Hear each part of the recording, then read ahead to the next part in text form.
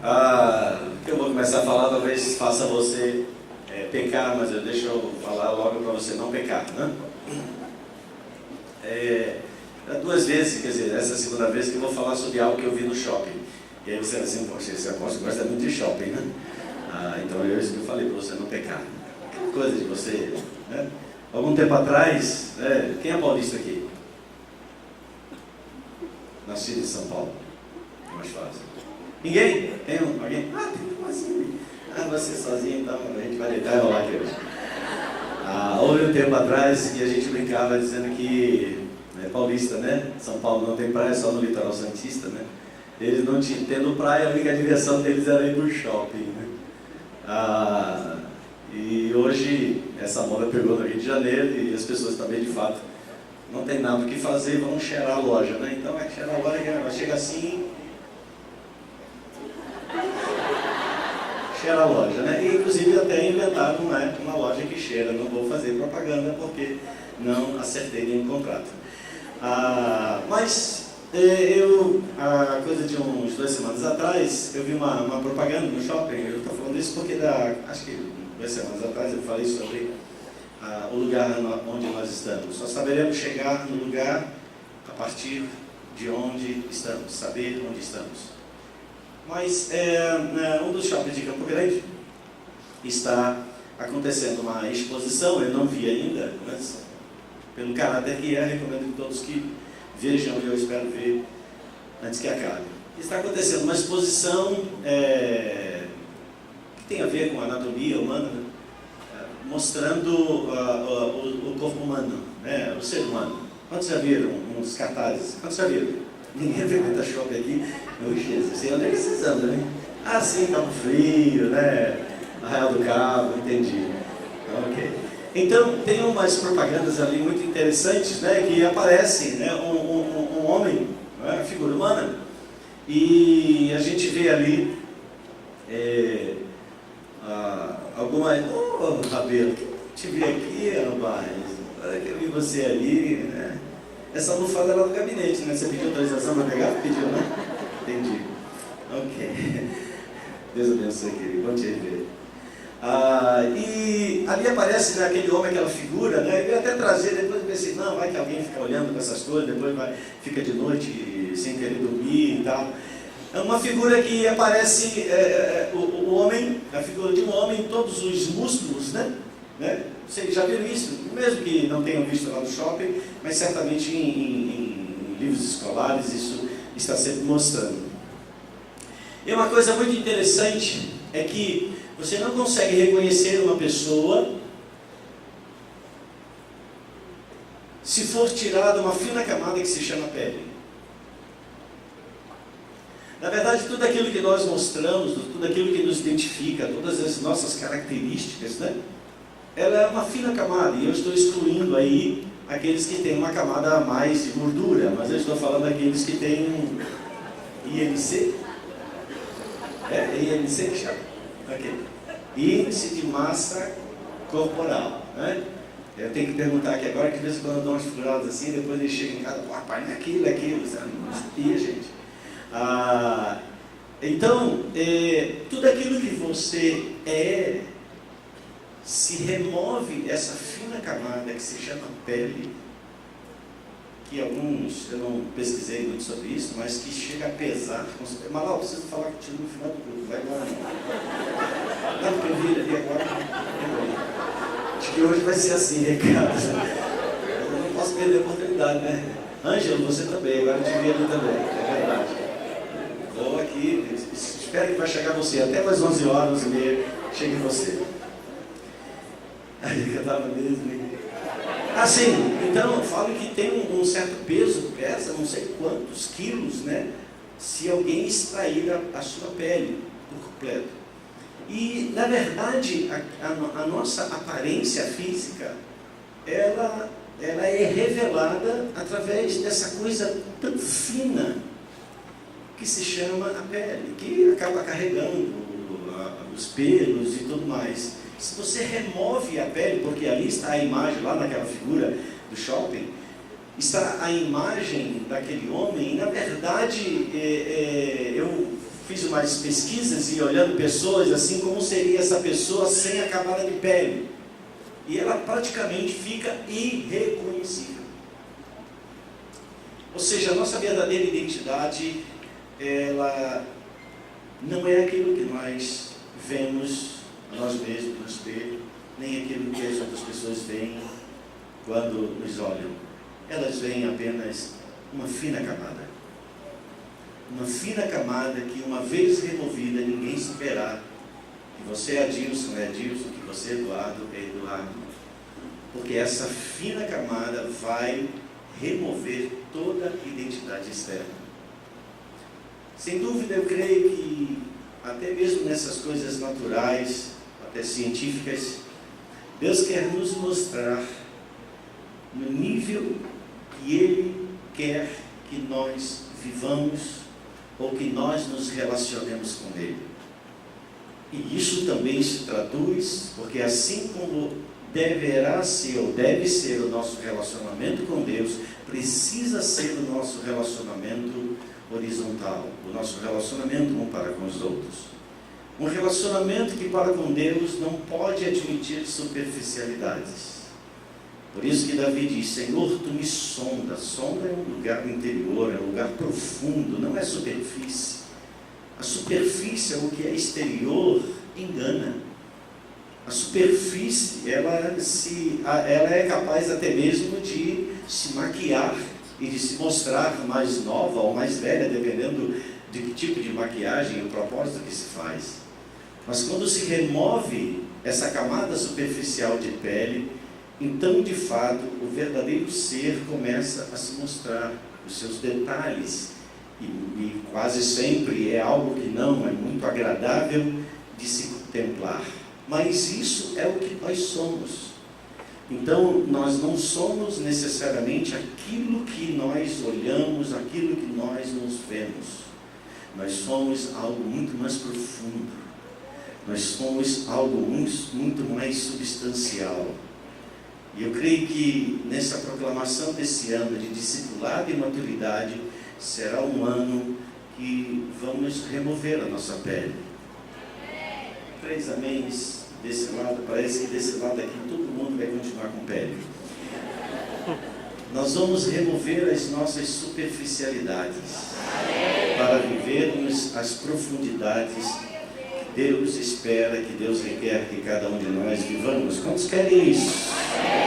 Ou seja, como a palavra diz, com o rosto desvendado. Esse rosto desvendado é exatamente isso, é sem nenhum aparato, sem nada que humanamente falando gera impressão ou impressiona, mas sim aquilo que é mais interior.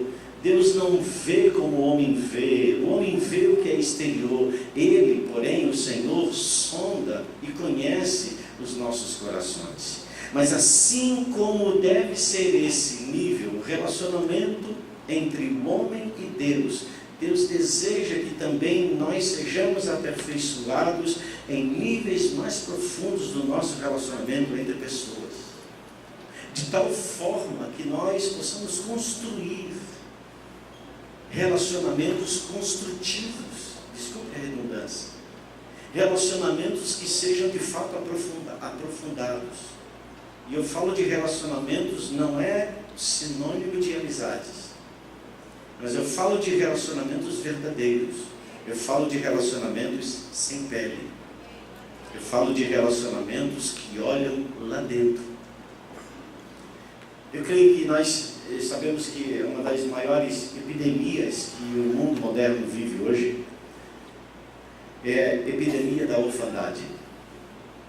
Não a orfandade necessariamente daqueles que não têm o conhecimento dos seus pais, mas a orfandade até mesmo daqueles que convivem dentro do ambiente com os seus pais, ou já conviveram, mas que tiveram relacionamentos extremamente empobrecidos e, consequentemente, feridas foram se instaurando na sua alma.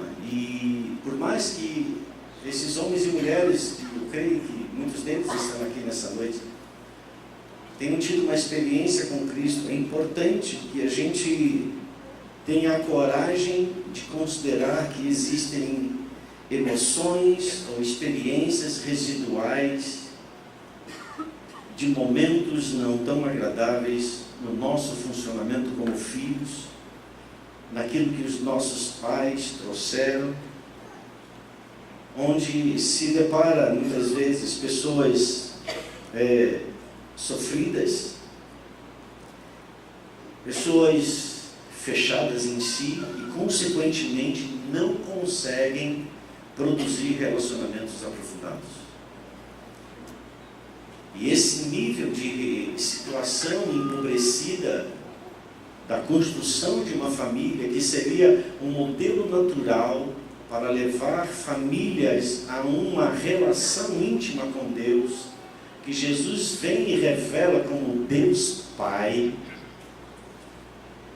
E essa figura pai, ou até mesmo já a figura também mãe, se torna no ouvido de filhos que não conseguiram ter bons relacionamentos e, pelo contrário, pais controladores, pais repressores, pais que usavam sua boca para gerar pesos espirituais terríveis sobre a vida dos filhos.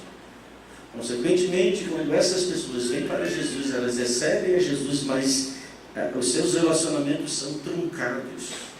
Os seus relacionamentos no meio do corpo estão sempre sofrendo processos de rompimento.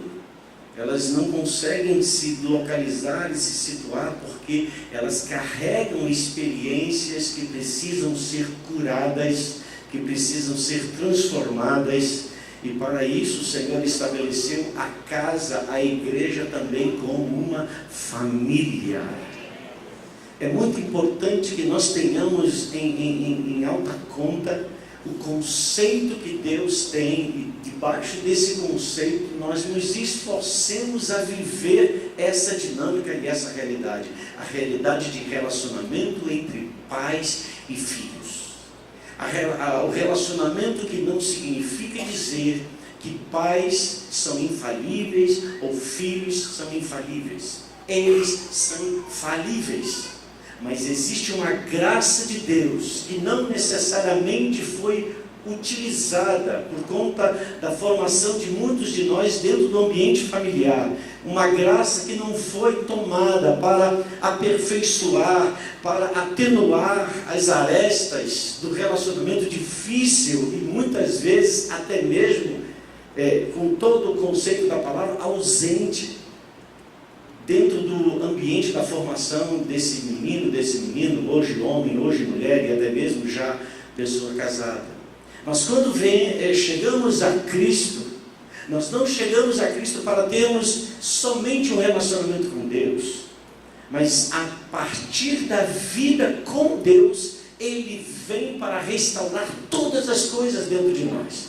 Então, se a formação do ambiente familiar nos tornou pessoas trancadas em si mesmo, enciumadas, em si mesmadas, sempre pensando o que o outro pode pensar, o que o outro pode dizer, pensando no que o outro pode pensar ou falar, ou seja, porque o seu ambiente familiar era um ambiente que não lhe traduzia segurança, não lhe traduzia confiança. Isso tudo vem para o ambiente do corpo de Cristo, da família de Cristo, mas em Cristo Jesus nós temos acesso para sermos curados em todos os níveis, no espírito, na alma e no corpo. E eu quero que você vá para um livro que é o último livro do Antigo Testamento, é o livro de Malaquias.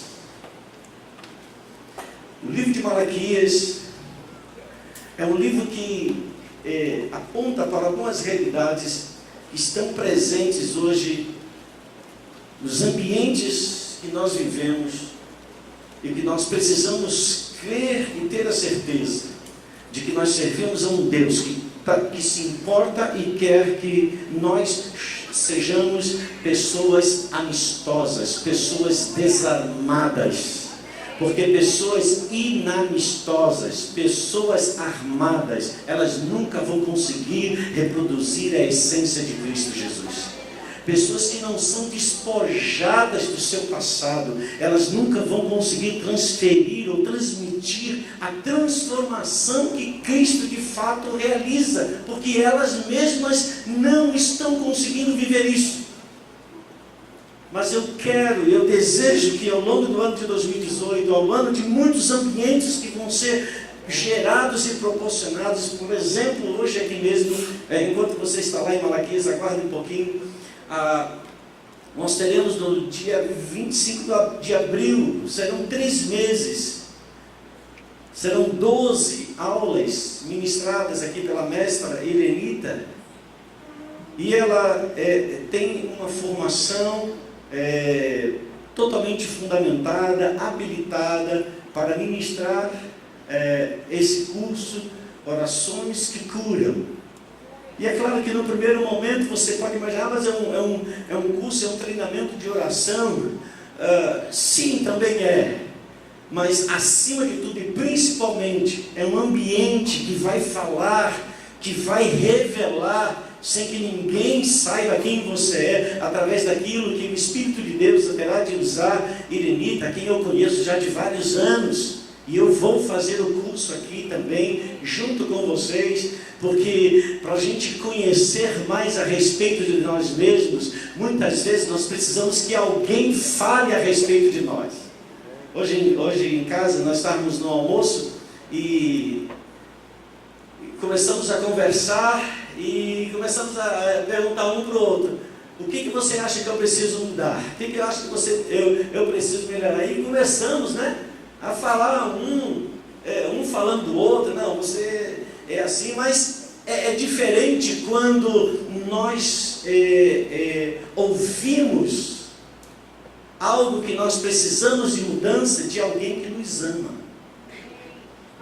Quem nos ama não terá como interesse apenas e tão somente mostrar nossos erros. Quem nos ama, fala-nos a verdade, mas nos ajuda a vivenciar e experimentar mudanças e ajuda a transformação daquelas coisas um tanto quanto difíceis que nós, às vezes, no dia a dia nem percebemos, ou se percebemos, não achamos que ela é tão grave assim, mas como ela atrapalha os nossos relacionamentos. E veja, não há relacionamento com Deus fluido se eu não tiver relacionamento fluido aqui com meu irmão.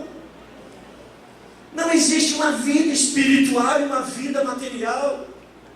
A nossa vida, ela está envolvida em todo o ambiente, no que é espiritual e sobrenatural, porque todo o nosso ser hoje é espiritual. Quem toca em você não toca apenas no seu corpo, não, toca na graça de Deus que já está na sua vida.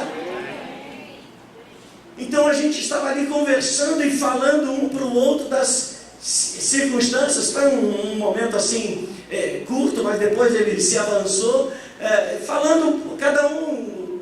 E você, quando está num ambiente, por mais que seja plural, mas é um ambiente da família, é um ambiente da confiança. Vire-se para seu irmão e diga assim para ele: nós precisamos, como igreja de Cristo, nos tornar pessoas confiáveis,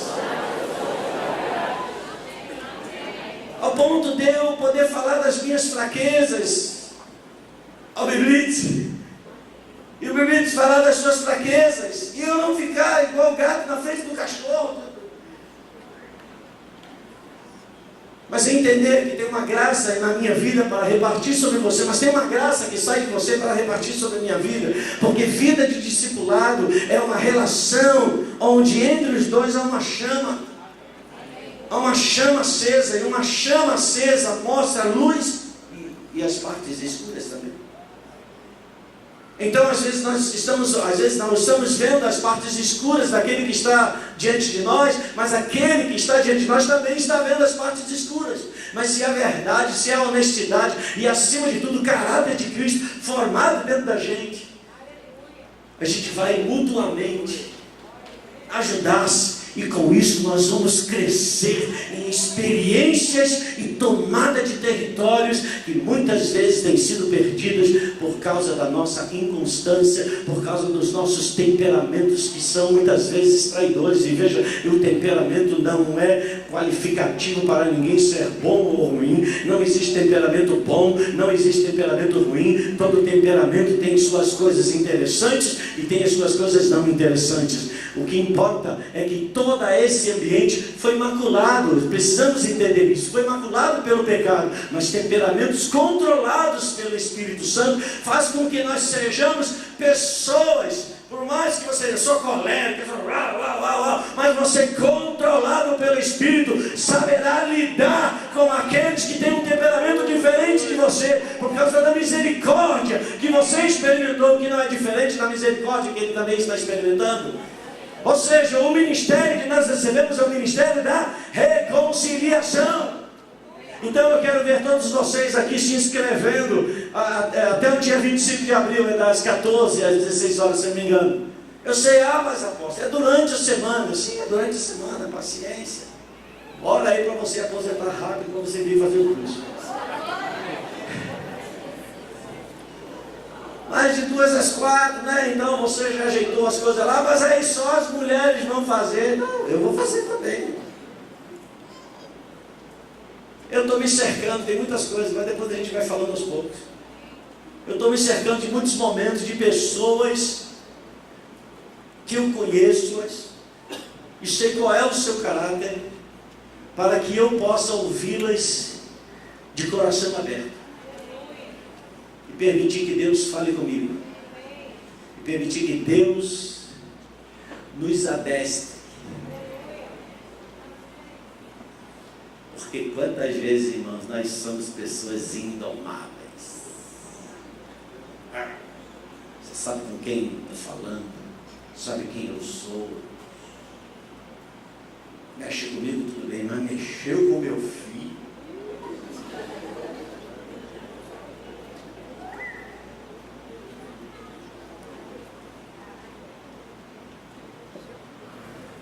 Deus dê cada dia mais graça, pastor Paulo, pastora Viviane, para lidar com toda essa quantidade de mães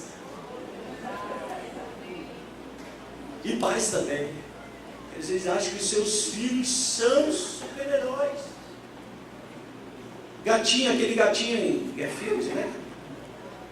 Como é que é? O gatinho do Shrek, né? É, que ele fica aquela cara assim. Está com a espada ali. Ele dispara.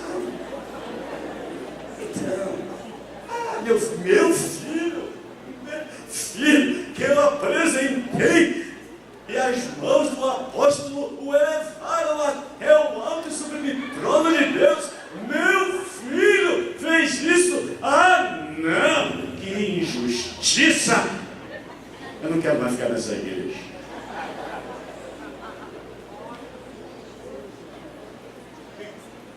Pais assim vão construir filhos, vão formar, vão gerar filhos com uma visão distorcida da vida do que é disciplina.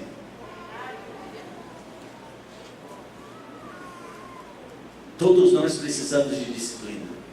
Todos nós precisamos de adestramento. Todos nós temos áreas que precisam ser dominadas dentro da gente. Se tem alguém difícil de lidar, essa pessoa se chama Renan. Para comigo mesmo. Sabe por quê, Rocinho? Porque você e eu, só você e eu, eles demais não. Nós somos indulgentes. Nós não somos tão ruins quanto nós imaginamos que somos. A gente sempre acha que aquilo que nós fizemos está fazendo um barulhinho aqui, alguém está tocando alguma coisa. A gente sempre acha que aquilo que a gente está fazendo não é tão assim significativo, tão mal. As pessoas têm a mente.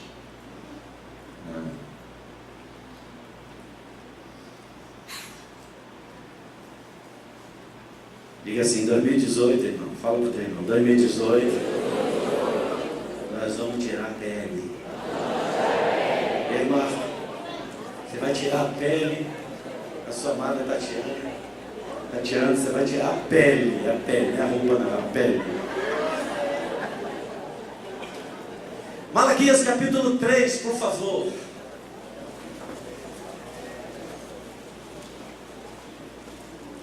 Versículo...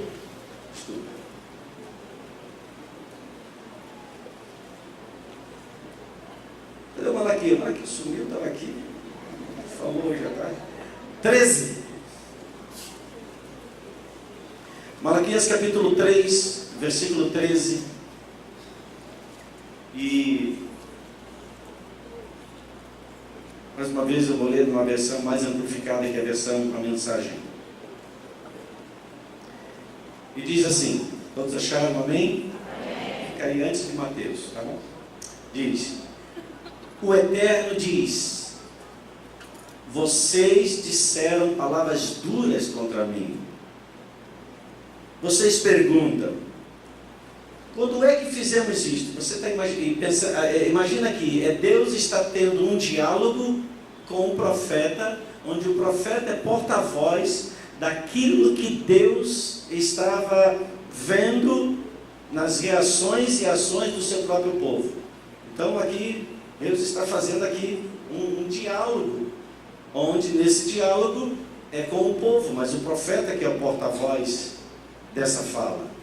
E vocês perguntam, quando é que fizemos isso? Ou seja, quando é que dissemos palavras duras contra você? E aí o Senhor diz, versículo 14, quando vocês disseram, não vale a pena servir a Deus, continuam eles dizendo, o que ganhamos com isso? Quando fizemos o que Ele nos pediu e andamos por aí de cara amarrada, levando a sério o Senhor dos Exércitos, que diferença isso faz? Então eles estão dizendo, nós falamos o quê? De coisas duras para o Senhor, mas afinal, vale a pena servir ao Senhor, porque nós nos dedicamos, nós nos anulamos, andamos assim com uma cara assim fechada. Que diferença faz isso? Que diferença faz nos dedicar ao Senhor ou servir a Ele? E eles continuam a dizer, os outros quebram as regras e saem imunes. Eles forçam Deus ao limite e saem ilesos. Versículo 16, o diálogo toma um outro curso. Então, aqueles cuja vida honrava o Eterno se reuniram e discutiram o assunto. Então aqueles cuja vida honrava o Eterno, honrava Deus, se reuniram. Então a vida daqueles que honravam a Deus. O Eterno viu o que eles estavam fazendo e ficou atento a toda a conversa, ouvindo tudo. Foi aberto um livro na presença do Eterno e foi lavrada a ata dessa reunião. E todos os nomes dos que temiam o Eterno foram anotados, os nomes de todos os que honravam o nome do Eterno. E o Senhor dos Exércitos disse, eles são meus, todos meus.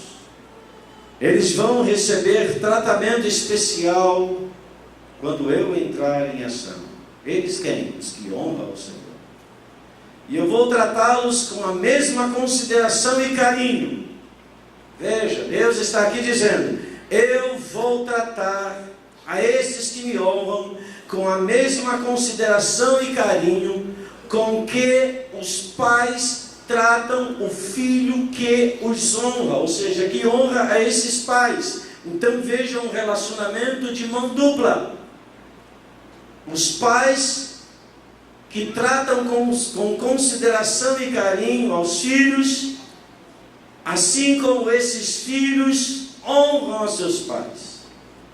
E vocês verão outra vez a diferença entre quem faz o que é direito e quem não faz, entre servir o Eterno e não servi-lo.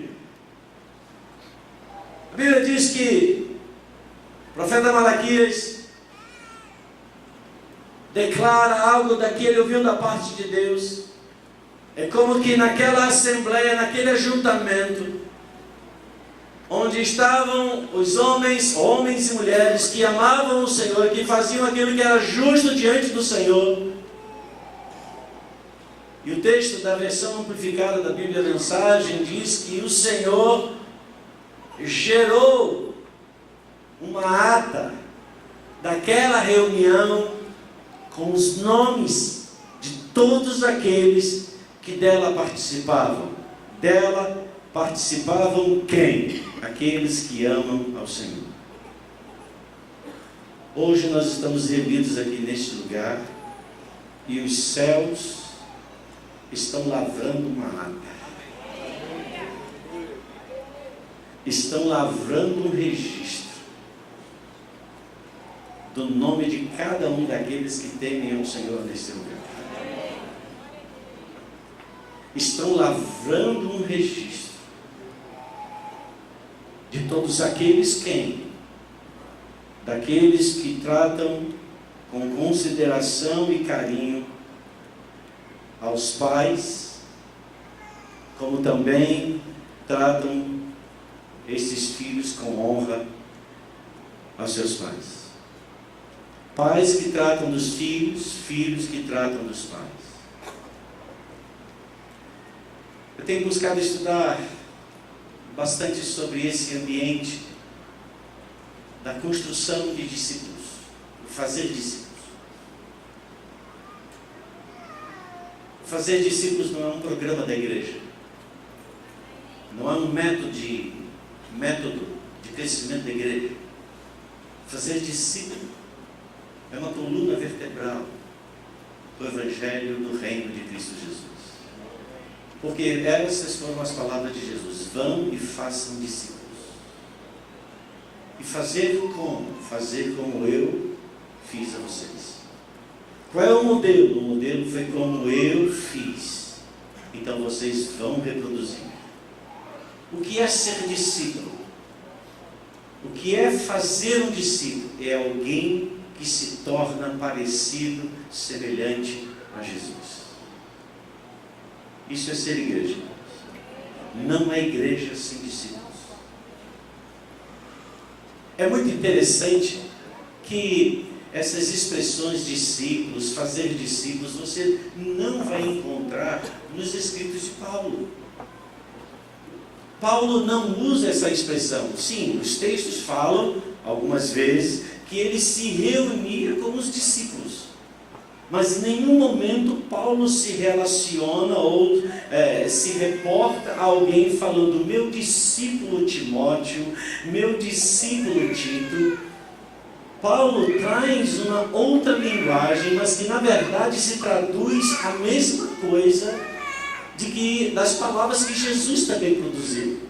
Jesus, ele falou: vocês são meus discípulos, vão e façam discípulos. Jesus enfatizou isso de uma forma muito mais viva, muito mais forte, porque na verdade Jesus estava falando a um povo que já tinha toda a cultura, todo o entendimento daquilo que era o que nós chamamos de um discipulado. Essa palavra não existe na Bíblia, discipulado, mas ela existe, discípulo, então é uma palavra derivativa, que se deriva da palavra discípulo, porque eles estavam acostumados. Em Israel, o pai imprimia sobre o filho uma característica desse filho ser apaixonado por Deus, apaixonado pelas Escrituras, assim como ele, pai. Então, isso se transferia, nesse processo, isso se chamava então fazer discípulo. Mas Paulo é um pregador não dos judeus, Paulo é um pregador dos gentios. Paulo não é um pregador, um anunciador para aqueles que estavam acostumados com esta linguagem. Então você vai ver várias vezes Paulo usando um outro tipo de linguagem, mas que na verdade se traduz o mesmo valor, o mesmo sentido daquilo que Jesus usou. Não são métodos diferentes, mas apenas linguagens diferentes. Você vai ver, por exemplo, tantas vezes Paulo se relacionando ou falando a respeito daqueles que ele havia construído essa identidade de Cristo, e ele os chamava de filhos. Ao meu filho Timóteo. Quantas vezes então Paulo também traduzia esse ato de construir uma identidade de filhos, essa figura de pai. Então não é nenhuma descoberta que a igreja faz no sentido de viver uma relação entre pais e filhos. E que na verdade Malaquias vem e traz isso, onde Deus está dizendo que Ele vai fazer novamente a diferença entre aquele que ama Ele, entre aquele que teme. Temer a Deus é fazer aquilo que Deus se agrada, e aquele que não teme, fazer aquilo que Deus não se agrada. E aqueles então que temem, que fazem aquilo que Deus se agrada, Ele relaciona isso como uma família, uma construção entre pais e filhos. E que mais à frente, na verdade, lá no último versículo do Antigo Testamento, ele diz que antes que venha o profeta Elias, ele vai restaurar o coração dos pais aos filhos e o coração dos filhos aos pais. Ou seja, ele vai restaurar os fundamentos da família de Deus na terra.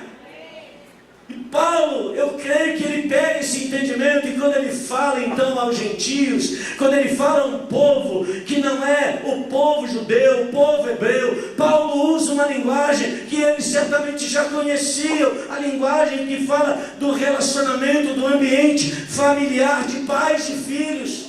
Paulo certamente fala a eles há uma época onde esses relacionamentos também já eram profundamente corrompidos e destruídos. Havia abandono de famílias, havia filhos entregues à sua própria sorte.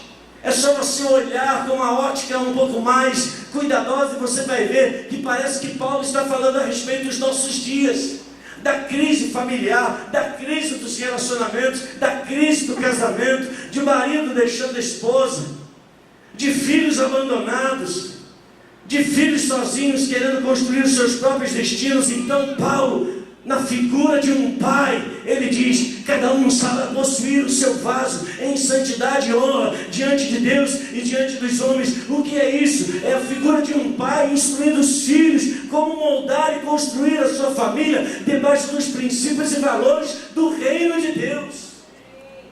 Então, quando nós falamos de discipulado, irmãos, não é outra coisa do que falar de paternidade sendo restaurada. Nós precisamos restaurar na igreja o coração dos pais. Nós precisamos restaurar na igreja o coração de genuínos filhos, para que possamos ver a bênção do Senhor sendo estendida sobre as nossas famílias. Não apenas pelo nome da figura de pai, pelo nome da figura de uma mãe, pelo nome da figura de um filho, mas os fatos e os fundamentos que caracterizam, que dão de fato norte e definição e valor ao significado de ser pai, ao significado de ser filho, ao significado de uma família. Quando você lembra da parábola que Jesus conta a respeito do filho pródigo, o filho diz assim, quando ele faz a reflexão, ele diz assim: quantos trabalhadores, quantos servos do meu pai têm pão com fartura? Eu aqui estou morrendo de fome, então vou tomar uma decisão. Vou chegar diante do meu pai e vou dizer: pai, pequei contra o céu, pequei contra você, já não sou digno de ser chamado teu filho. Trata-me como um servo, trata-me como um trabalhador. Veja o que aquele filho diz: eu já não tenho mais condição de ser filho, eu agora sou apenas um servo. Todo filho que honra seu pai serve, mas não necessariamente um servo vai relacionar-se com um filho. Então, o que Deus deseja é que tenhamos um coração de filhos. Por isso que o pai diz: não, Você é meu filho, eu sei quem eu gerei, eu sei qual é a herança que eu tenho. Eu vou recolocar o anel da aliança que te identifica como meu filho. Eu cancelo o teu pecado e eu quero você novamente sentado à mesa comigo como filho. Servo não se senta à mesa com os senhores. Não era esse o costume. Mas aquele filho passou a possuir, por causa do seu pecado, uma imagem tão degradada de si mesmo, uma imagem tão ruim de si mesmo, uma imagem de que traiu a confiança, uma imagem que não honrou seus pais, uma imagem que fez tudo aquilo que era errado diante de Deus e diante dos homens, que aquele filho diz: eu não tenho mais condição de ser filho. Mas ali estava o coração de um pai. O que é o coração de um pai? É o coração daqueles que sabem qual é o valor de ser aceito, qual é o valor de ser transformado. Quem foi transformado pelo sangue de Jesus, quem foi transformado e foi tornado uma nova criatura, se torna novamente filho de Deus. E filho de Deus é aquele que tem prazer de restaurar o coração daqueles que já se acham servos e não mais filhos. Há quantos servos na igreja? Há muitos servos, mas Deus quer filhos. Mas não haverá então aqueles que servem? Sim, haverá, mas com coração de filho. Um pai tem um negócio e o seu filho cresce. À medida que o seu filho cresce, então ele começa a delegar responsabilidade sobre o filho. O filho sabe que naturalmente ele vai herdar tudo aquilo que o pai possui. Então ele sabe que trabalhar para o seu pai não é esforço inútil. Quando o pai vai delegando e confiando, esse filho vai assumindo responsabilidades. Então o filho, quando dá 5 horas, termina o expediente, o filho pode arrear as portas do negócio, fechar o negócio, fechar o escritório, mas o filho permanece ali mais 1, 2 horas. Sabe por quê? Porque ele está trabalhando para que os negócios do seu pai prosperem. E os negócios do seu pai são também os seus negócios. Então ele não se limita. Ele investe tempo, ele investe qualidade. Mas qual é o coração do servo? Dá 5 horas, ele não quer nem saber. Tocou o sinal, ele não tem compromisso com aquela herança. Ele não tem compromisso com aquele ambiente. Ele só tem um compromisso meramente pecuniário, de receber pelo seu trabalho. E se ele faz meia hora de hora extra, ele quer receber tudo. Por quê? Ele tem coração meramente de servo. Mas o coração de filho, ele pode não receber a hora extra nenhuma. E na verdade ele nem está importado com isso. Porque ele sabe que tudo aquilo que é do pai é dele também. Nós precisamos ter coração de filhos, porque tudo que é do pai pertence a cada um de nós. Então, quando nós lidamos com os negócios do pai, e aí o cuidar de vidas, esse é o negócio de Deus, cuidar de vidas, se envolver, não trabalhar apenas por conta de um método ou por conta de meramente um mero encontro, um simples encontro, onde nós chamamos às vezes desse encontro, fiz o meu discipulado. Ou eu sou discípulo porque fiz parte daquela reunião. Não. Deus não quer profissionais. Deus quer aqueles que se doem, porque estão trabalhando nos negócios do Pai. E os negócios, o negócio do Pai são vidas. Então, quanto mais a minha vida for aperfeiçoada, mais eu, como filho, vou honrar ao meu Pai. quanto mais eu me deixar ser tratado e cuidado pelos poderes que do Senhor vêm sobre mim, mais eu me tornarei, mais você, mais nós nos tornaremos com o mesmo coração do Pai, que foi revelado através do coração do Filho Jesus.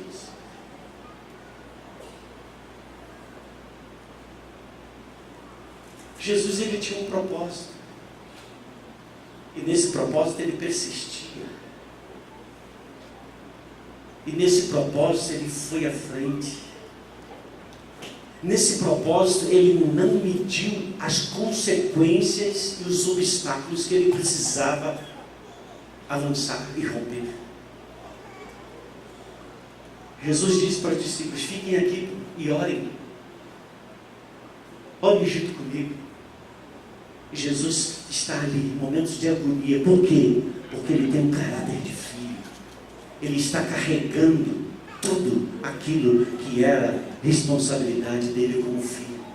Mas os seus discípulos, que não estavam ainda com o coração perfeitamente ajustados, eles estão dormindo.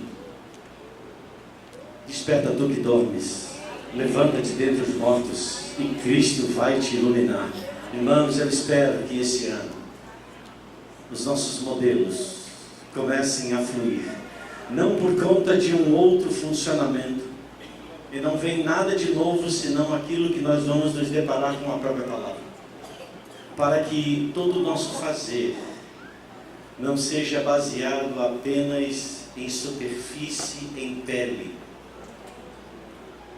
que nós não nos impressionemos por um rosto bem apresentado, que possa parecer então que está tudo bem,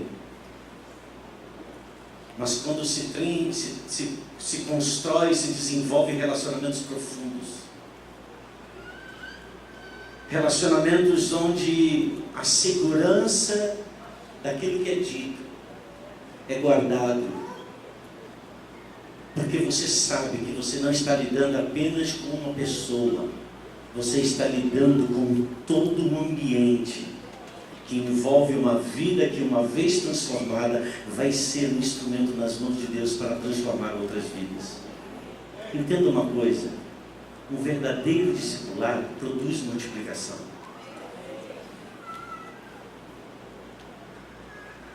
Jesus discipulou 12. Daqui a pouco era 120. Esses 120 continuaram a ser discipulados. Daqui a pouco era 6.000. Esses 6.000 continuaram a ser discipulados. Daqui a pouco o Evangelho havia tomado toda a Judéia, toda Jerusalém. O que estava acontecendo? Uma grande expansão. Por quê? Homens cada vez mais formados em Cristo Jesus. Agora,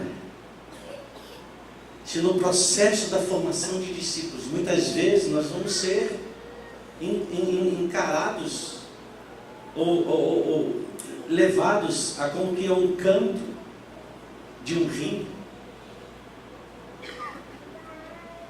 Irmãos, o princípio de fazer discípulo não é alguém maior ensinando ao menor. Entenda só isso que eu vou lhe dizer, porque quando nós imprimimos esse caráter, aquele que está sendo menor, aquele que está na posição de ser um discípulo, ele vai sempre olhar alguém como alguém superior, e Jesus se fez como um de nós. Jesus falou a mesma linguagem que nós falamos. O que fazia Jesus diferenciado era o poder que fluía dele. Mas esse mesmo poder, ele diz: recebereis poder ao descer sobre vós o Espírito Santo, e vocês vão fazer obras maiores ainda do que eu faço. Às vezes os nossos ambientes de discipulado não funcionam porque nós lidamos com as pessoas como se elas fossem menores. Mas ele se esvaziou e se fez servo, ele se fez menor ainda, para alcançar a nós que nos achávamos maiores. Mas ele nos pôs no nosso devido lugar. Então, quando eu olho, começo a avaliar todas essas coisas, porque você, mas isso é uma questão só de nomenclatura. Não, meu amado, aquilo que você manifesta traz graça, traz unção. Se eu me manifesto sobre alguém, já como se eu fosse o dono da verdade, o infalível, aquele que sabe todas as coisas, parece que a pessoa que está olhando para mim vê sempre um nível inatingível, um nível extremamente elevado. Mas quando nós vivemos a verdadeira unção e presença do Espírito Santo, Ele nos ajuda a compreender as realidades das pessoas, Ele nos ajuda a entender os sentimentos presentes da pessoa, até quando ela erra, até quando ela peca, sem que nós rotulemos a pessoa como tal. Eu não preciso dizer para os meus filhos que eu sou o pai deles, porque toda vez que eu tenho que dizer a alguém que eu sou alguma coisa, é sinal que para esse alguém eu já não significo isso. Então eu preciso dizer. Já se esvaziou a autoridade. Sabe para quem Jesus disse quem Ele era? Para o diabo. Eu sei quem eu sou. Mas para os discípulos, Jesus pergunta: o que os homens dizem que eu sou? Uns dizem que você é isso, outros dizem que você é aquilo outro, outros dizem que você é aquilo outro. E Jesus, mas vocês, o que é que vocês dizem? Eles não disseram: Jesus, você é um homem que conhece muito a palavra. Eles não disseram: você é um homem ímpar. Eles não disseram: você é um homem infalível, porque infalível de fato ele é. Mas eles disseram: nós vemos diante de nós o cumprimento da palavra. Tu és o Cristo. Tu és o Cristo. Tu és a imagem do Pai. Em nome de Jesus, Leidane, que Deus use a nossa vida para que pessoas possam dizer: eu vejo Cristo na sua vida. Quanto mais elas veem aquilo que em Cristo nós somos, significa que menos você precisará dizer quem você é. Quando nós precisamos colocar a nossa autoridade, é porque essa autoridade já está questionada.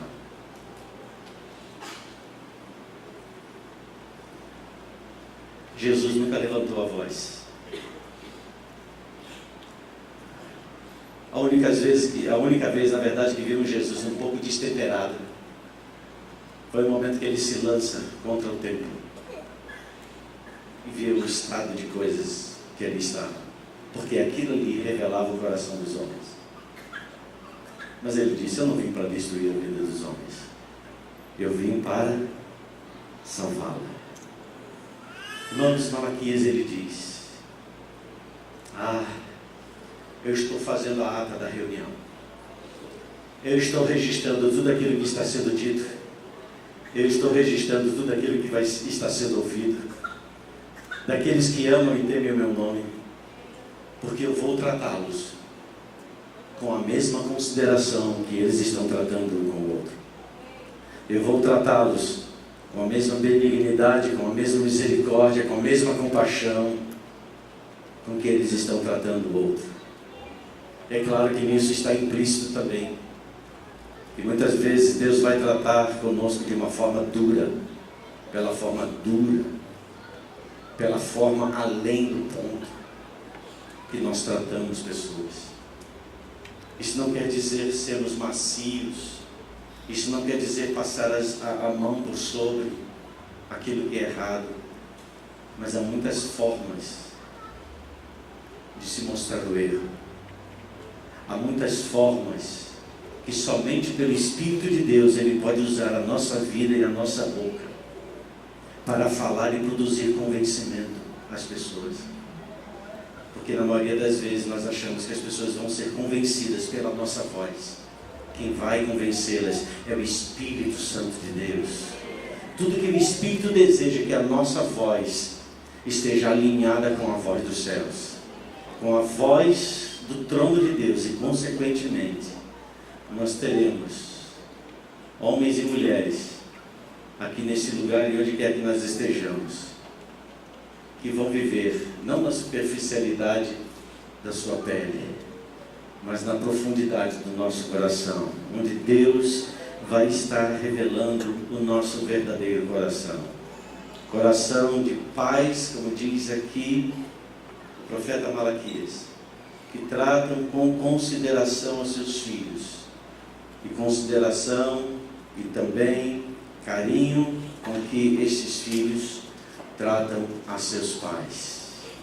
Que lar, que família, que ambiente lindo. Quantos creem que isso é possível? Diga, é possível. Uma casa estável, onde pais tratam com consideração e carinho a filhos que honram os seus pais. Aos filhos, honra os pais. Aos pais, consideração e carinho. Dura já basta a vida.